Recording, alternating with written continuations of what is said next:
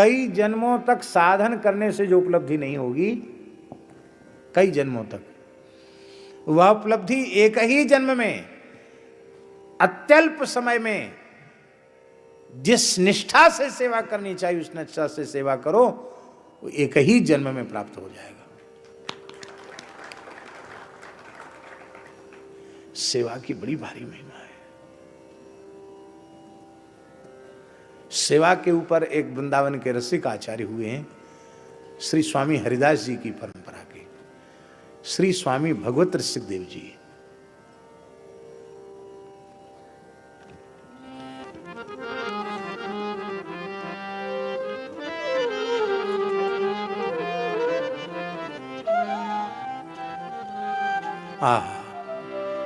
श्री स्वामी भगवत रसिक देव जी महाराज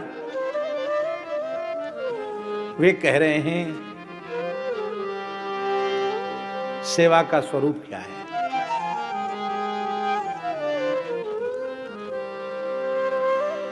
रुचि ले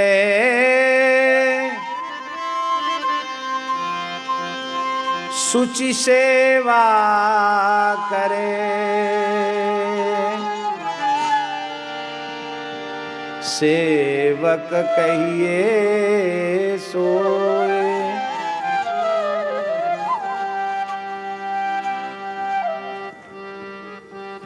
रुचि ले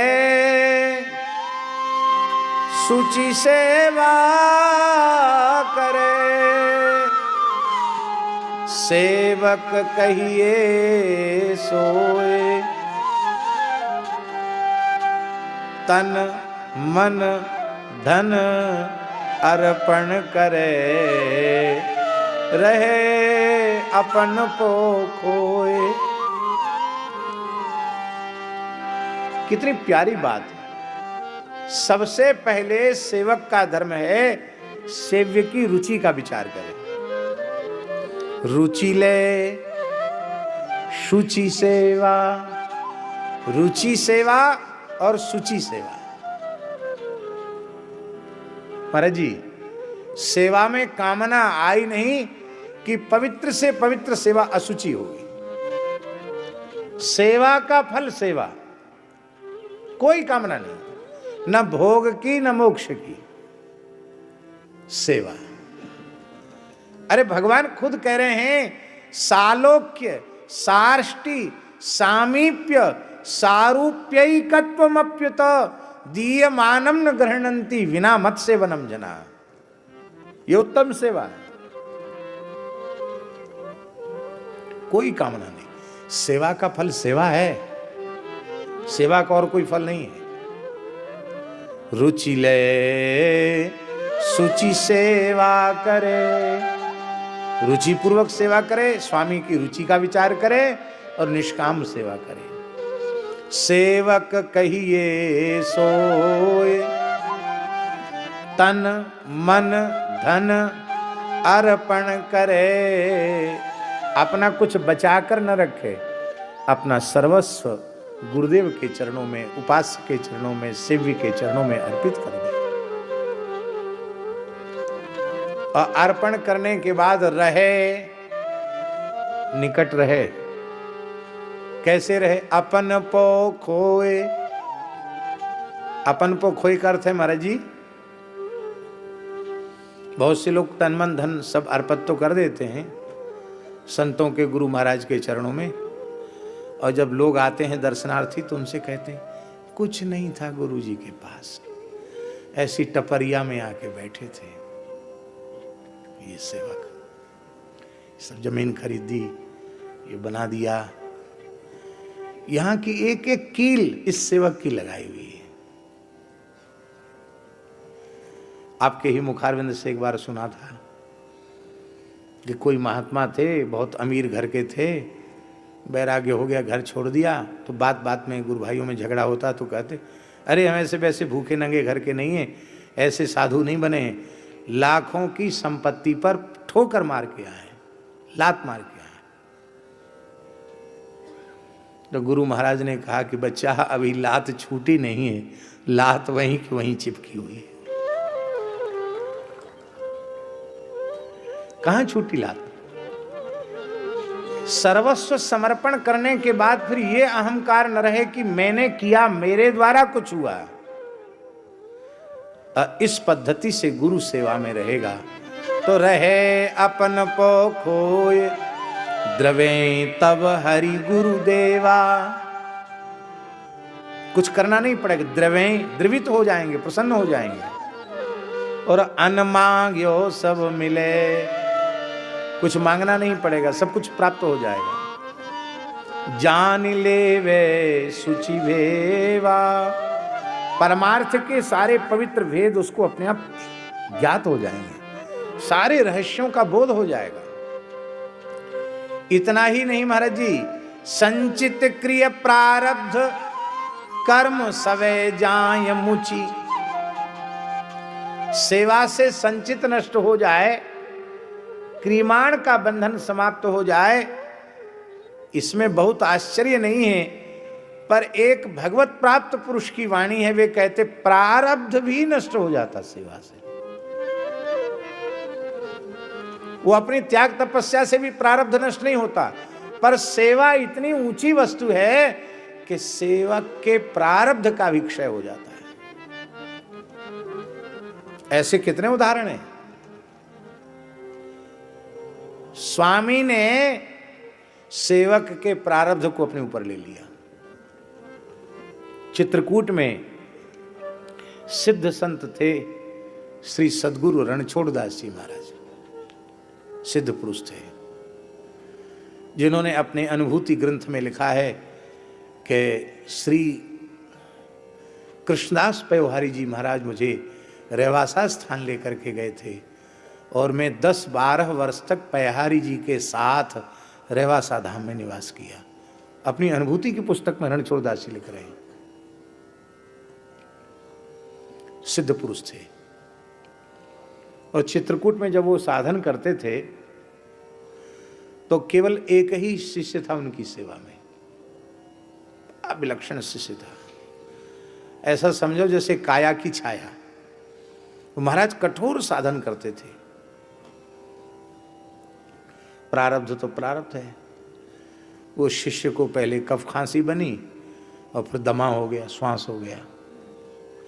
अब इतना भारी श्वास उखड़ गया, आप कल्पना कीजिए, आज से लगभग 80-90 वर्ष पुरानी बात होगी। उस समय की कल्पना कीजिए कि उस समय चित्रकूट में क्या स्थिति होगी। औषधि के नाम पर कुछ, न कोई चिकित्सक न कोई दवा। अब वो बेचारा चेला, उसकी तो हालत ये हो गई कि चल न सके, इतना श्वास फूले, उसका दम भरा है। तो गुरु महाराज अपना साधन कम करके उसका ध्यान रखने लगे।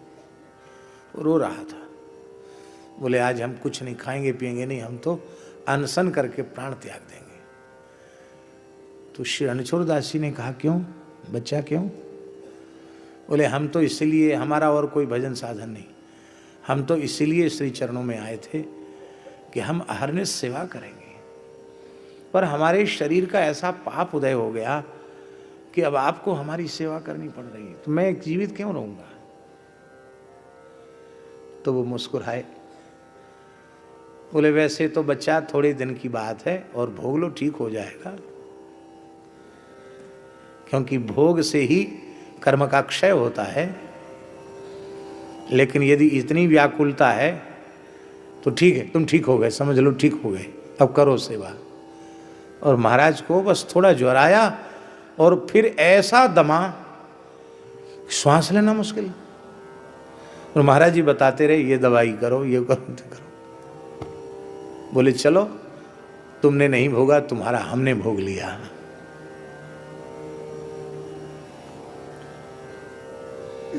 चलो ये बात तो पुरानी है। एक घटना मेरे नेत्रों के सामने घटी हुई घटना, खाक चौक में पूज्य गुरुदेव पहाड़ी बाबा, जिनका हम पावन स्मरण अनेक प्रसंगों में करते हैं, बड़ी अद्भुत रहनी थी उनकी।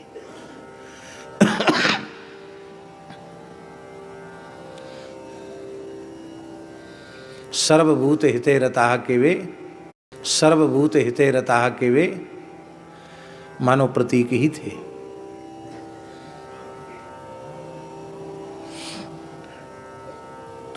वृद्ध शरीर तो था ही, तो खांसी का सिरप ले रहे थे। उसी समय बंदर खांसा, नीम के ऊपर बैठा हुआ बंदर खांसा।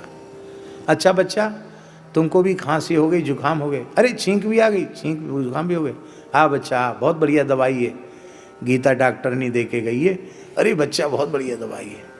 बंदर आया, पेड़ से उतर के पास बैठ गया। दवाई चाटोगे? बंदर कहता तो अच्छा, तबीयत ठीक है? आंखों देखी घटना महाराज जी। तो बंदर ने हाथ ऐसे बढ़ा दिया, महाराज जी ने ऐसी कलाई पकड़ी।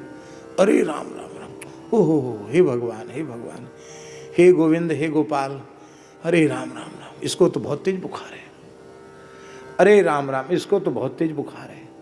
ओहो हो, बहुत तेज बुखार है। इस बेचारे को कौन दवाई देगा? इसका कौन इलाज करेगा? ले बच्चा, बुखार की दवा तो मेरे पास नहीं है, खांसी की दवा है।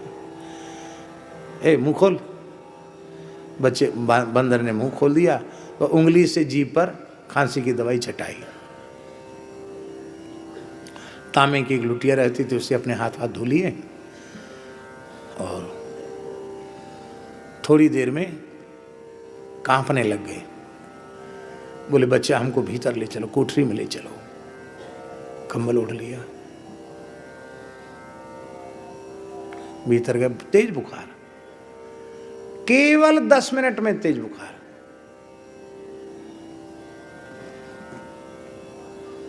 पूरी रात बुखार रहा, पूरे दिन बुखार रहा। बुखार आने पर वो फलाहार छोड़ देते थे, केवल गर्म जल पीते थे, लंघन करके ठीक कर लेते थे अपने ज्वर को।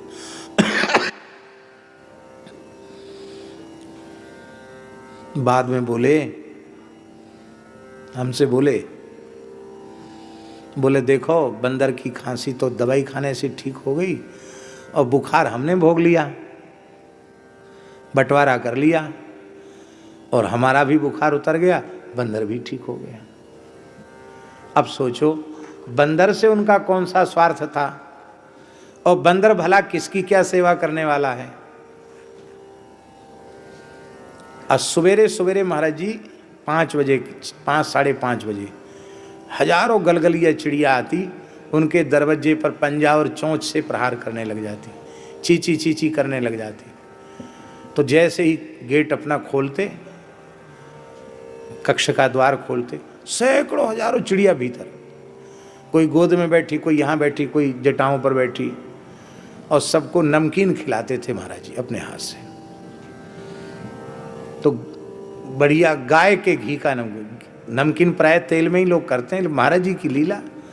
वो उमंग नाम का बढ़िया कंपनी का घी आता था, उस घी में नमकीन बनाते थे। तो एक दिन तेल में बना दिया, तो जैसे ही डिब्बा खोल के नमकीन बिखेरा, चिड़िया नाराज हो गई, नहीं खाया उन्होंने नमकीन। हमारा नाम लेके बोला, अमुकदास, हमारा जी, देखो बच्चा, साधु की जबान नहीं बिगड़ती है, ये पक्षी हैं, इनकी जबान बिगड़ गई। नाराज होके चली गई, कहती हैं कि घी का माल खाएंगी, तेल का नहीं। राम राम राम राम, बेचारी इतनी आई थी, इनकी आज भिक्षा नहीं हुई। आंख में आंसू आ गया। बोले जा बुला के लाओ। अब मैं कैसे बुलाऊं चिड़ियों को? जा बुला के लाओ, महाराज बुला रहे हैं। हमने कहा आओ आओ चिड़िया, महाराज जी बुला रहे हैं। फिर चिड़िया आ गई, तो एक डिब्बा भर के किशमिश रखे थे। ए बच्चा, अच्छा माल खिलाते, लो किशमिश खाओ, किशमिश खाओ। किशमिश फैला दिया, किशमिश खाई।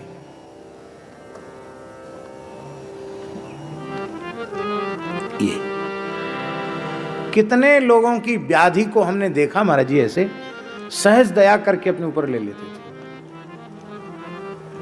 यद्यपि ये हम बहुत उत्तम नहीं मानते हैं कि हम अपनी आधी व्याधि अपने पूज्य जनों को दे दें। इसलिए मेरी तो प्रार्थना ये है कि अपने पूज्य जनों की सेवा ही, निष्काम सेवा ही करनी चाहिए। उनके सामने अपनी आधी व्याधि का रोना रो करके उनके साधन में विक्षेप करना अथवा अपनी व्याधि उनको देना, ये मेरे विचार से तो बहुत अच्छी बात नहीं है। पर ऐसा होता है, करुणा अधिक होने के कारण ऐसा होता है।